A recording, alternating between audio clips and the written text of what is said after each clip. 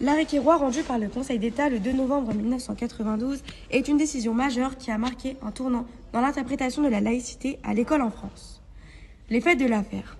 Dans cette affaire, 3 jeunes filles, Samira Quairoix, Atis Quairoix et Aïcha Quairoix, ont fait l'objet d'une sanction disciplinaire et d'une exclusion de leur collège pour avoir porté le foulard islamique. Les filles des requérants se sont vues ainsi refuser l'accès aux salles de classe et aux cours d'éducation physique, puis ont été définitivement exclues du collège au motif que le port d'un foulard couvrant leur chevelure constituait en l'espèce un signe d'appartenance religieuse. L'article 13 du règlement intérieur du collège Jean Jaurès de Montfermeil précise que le port de tout signe distinctif, vestimentaire ou autre, d'ordre religieux, politique ou philosophique est strictement interdit.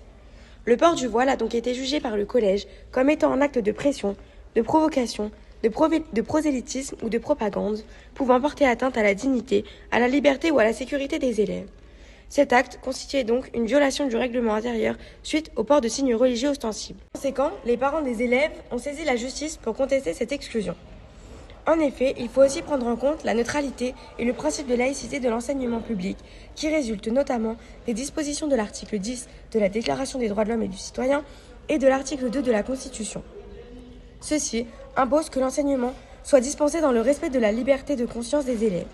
Ils interdisent également, conformément aux principes rappelés par les mêmes textes, toute discrimination dans l'accès à l'enseignement qui serait fondée sur les convictions ou croyances religieuses des élèves. Les décisions du Conseil d'État.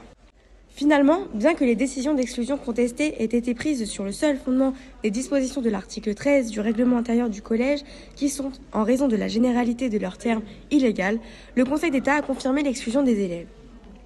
Celui-ci a justifié sa décision par les raisons suivantes. Premièrement, le Conseil d'État a rappelé que l'école publique est laïque et que cette laïcité implique une neutralité religieuse de l'établissement. Ensuite, le port de signes religieux ostensibles dans un établissement scolaire pouvait, selon le Conseil d'État, troubler l'ordre public et porter atteinte à la liberté d'autrui.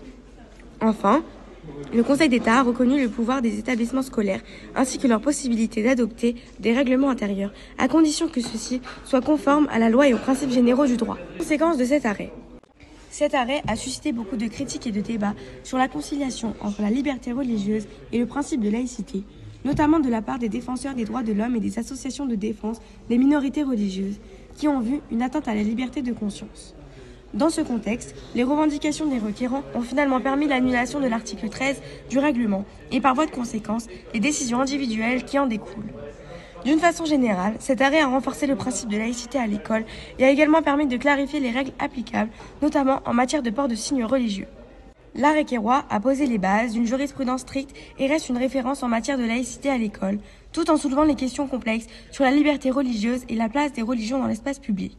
Cependant, il a fait l'objet de nombreuses interprétations et a suscité de nouvelles questions, notamment en lien avec l'évolution de la société et de la diversité religieuse.